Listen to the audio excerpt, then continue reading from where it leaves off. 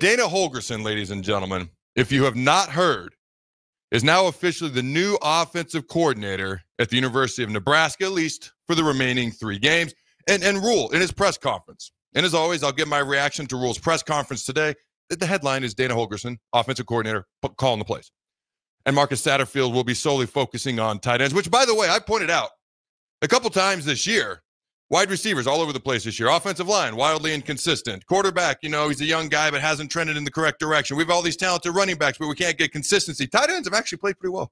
That's the one position on offense that's been relatively consistent. So Satterfield's going to focus on tight ends. Dana frickin' Holgorsen. I shook his hand, met him at practice last week, is going to be Nebraska's OC for the last 3 games, calling plays. And Matt Rule essentially said if he wants to be the OC next year, the job is his. He just, he might get head coaching opportunities. Gosh, dang it. Hopefully that doesn't happen. Much love, Dana. We just want you here. All right. I think Matt Rule has said throughout the course of the bye week, and I quote, he's not running from Nebraska's problems, end quote, and he will also do anything he can to get Nebraska to a bowl game. I think he realizes how important it is for Nebraska to get to a bowl game. Not just because we didn't make it last year, we haven't made it in umpteen years, 2016, but because he would literally have to lose the last 6 games of this year to not go to a bowl game after losing the last 4 games last year. When the man said he's willing to do anything, this is unprecedented. How often is a former head coach brought in the middle of the season to your staff to analyze what your staff is doing as an analyst? That in itself is unique. You ever heard anything like that, Jake? I haven't seen it too often, no. I have not. Chatted with a few folks. They have not heard of it either. Now he's all of a sudden your offensive coordinator. I mean, this is unprecedented. And with all due respect to anybody who's trying to do their job at the University of Nebraska as a coach right now, I am happy to hear the news. I'm so happy to hear the news. No disrespect to anybody intended. Facts don't care about feelings. We now have more hope than we did 20 minutes ago going into USC. It just is what it is. All right. Kind of like I'm an awful drawer. I can't draw things very well. I don't play instruments well. I don't sing well. That's just the facts. You bring me in to do the opera, it's not going to go well. You bring in an opera singer who's well accomplished, established, has a history of success, it's going to do much better. So my point is that Dana Holgorsen gives us reason for hope, optimism, things of that nature. And it's interesting because I had a couple things ready, actually, to talk about Holgorsen to begin with before I heard the news, literally 2 minutes ago. Nick Steinert's like, hey, you heard the news? I'm like, no. He's like, hey, man. And then he told me what was going on. I was like, all right, let's do this. Let's light this candle. But I had a couple of things prepared anyways. So Dana Holgorsen has had six different times throughout his coaching career. He's had an offense that's averaged 500 yards a game or more. Now, let me be clear. I'm not saying Nebraska is going to go out and average 500 yards the last 3 games. Okay, take the progress with a grain of salt and realistic optimism for these last 3 games. What I'm saying is I trust the man calling the plays a little bit more. I believe the man calling the plays, this isn't even my belief, it just is what it is more accomplished, has a history of success when the previous OC, with all due respect, had one offense that was ranked top 40 in his entire career. The rest were below, okay? And Holgorsen, 6 times in his career, has had an offense that's averaged 500 yards or more a game. The opportunity or the percentage of chance of opportunity for success these last 3 games on offense has gone up. I don't even think that's inarguable, ladies and gentlemen. Okay, now, full disclosure, since 2012, he's had one offense that's averaged 500 yards a game or more, okay? But the reason for optimism is legit, and I just got that much more excited for this USC game on Saturday. I actually did have a stat on Phil Snow as well. I was asked, some people asked me about John Butler, if Tony White's not here. John Butler, what about him? Okay, he'd be a potential DC for next year if Tony White is somewhere else for some reason, whether he's hired as a coach, whatever, head coach, whatever the case may be. And that's an option. Certainly got a lot of experience. I know he was on a lot of people's radar. I do know Phil Snow, the last year he was at Baylor, they had the #1 defense in the entire Big 12 conference. And that happened their first year, they were 1-11. The last year, they went from that within 3 years to the #1 defense in the Big 12. Again, different than the Big 10. I completely understand that. I just came in with that stat, and I didn't feel like wasting it, to be honest with you today. But you look at some other things about Holgorsen's offenses. Because one big concern, air raid offense. They don't run the ball, right? Well, let's go through some stats. 2008, his offenses averaged 161 rush yards a game. 2009, 130 rush yards a game. 2010, 174.4 rush yards a game. 2011, 123 rush yards a game. 2012, 172 a game. The next year, 149 a game, basically 150. The next year, 2014, 183 rush yards a game. 15 and 16, they averaged exactly 228 rush yards a game. In 15 and 16, 2017, 150 rush yards a game. 2018, 161. 2019, 189. 2020, 143. 2021, 143. 2022, 142. Nebraska is currently averaging 124.9 yards per game. The last 4 games, they're averaging 2.8 yards per carry. And that was after I wasn't happy with 3.9 yards per carry the first half of the season. And then you drop it over a full yard per carry. So we're currently at 124.9. In all the years I just read, there's 2011, and that's it. That his offense has averaged less. And that's out of 1, 2, 3, 4, 5, 6, 7, 8, 9, 10, 11, 12, 13, 14, 15 years. So that's 92.5% of the time. We're going to round because it helps the point I'm trying to make. And I can. 93% of the time, his offenses have rushed for more yards than Nebraska's rushed per game so far this year. And most of these aren't even close. 160, 175, 172, 149. That seems low compared to what he normally does. 183, 228, 228, 150, 160, 189, 143. Like 143 is like low on the low end of this. There's 1 year that's an anomaly of 122. All the other years are like, if you look at this, 148 seems low. 143 seems low. It's all about 150 or above. I have to imagine, since they don't run the ball a ton sometimes in these air raid offenses, that the yards per carry is better than 2.8. Does that seem like a safe bet there, Jake? Yeah. I love that. Yeah, that was great. So I tend to give these long soliloquy type answers, and I was being interviewed years ago by Michael Severe. He was on radio in Omaha, and I had these really long answers.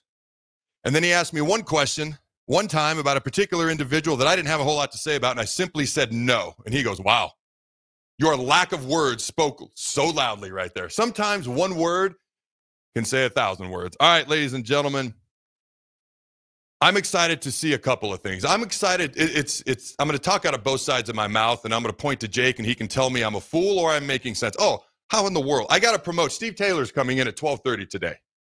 Former Nebraska All-American quarterback, 2-time All-Big 8. The man hosts the show from noon to 1 p.m. Central Time on Wednesdays. All right, here on 93.7, The Ticket, this very time slot. The loaded show, the loaded hour. Again, it's like you get a 2-for-1 with me.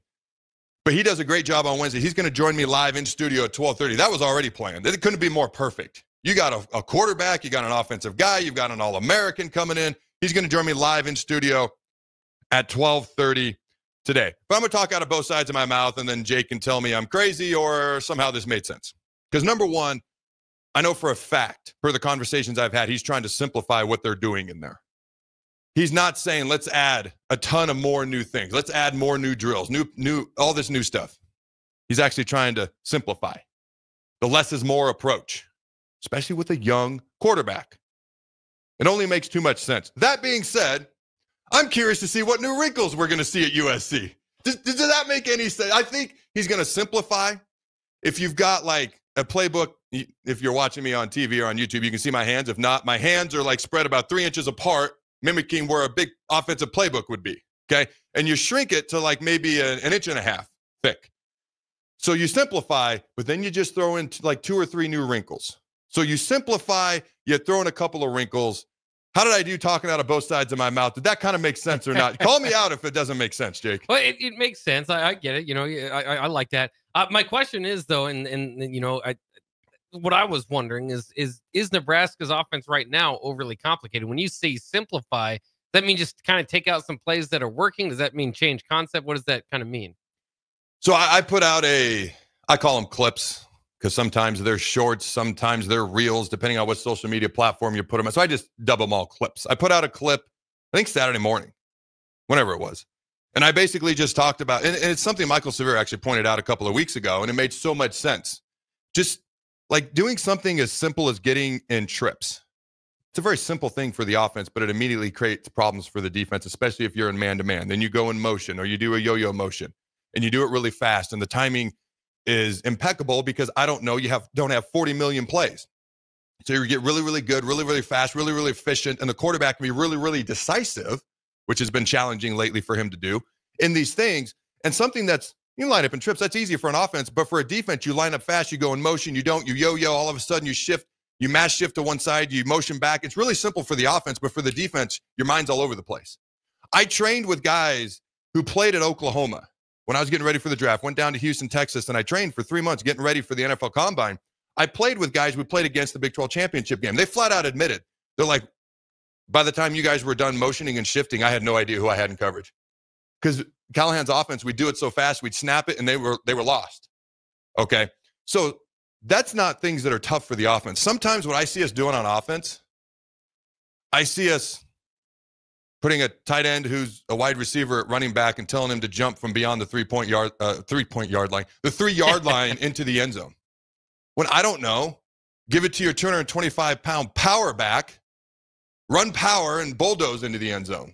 Does that make sense? Like sometimes we get too cute, but for the defense, it's like, it's just a true freshman guy who was playing 8-man football last year. And I say that with all due respect. My dad played 8-man football, but I don't care if it's him. I don't care if it's somebody else. This is what's going to happen. And it's simple for them, but we try to get cute on our end. And trust me, if you're a true freshman who's trying to adjust to college ball and you're now all of a sudden a running back and you haven't done that, that's something that's going to be weird, new, challenging, and complex for you. But for the defense, it's like, oh, okay.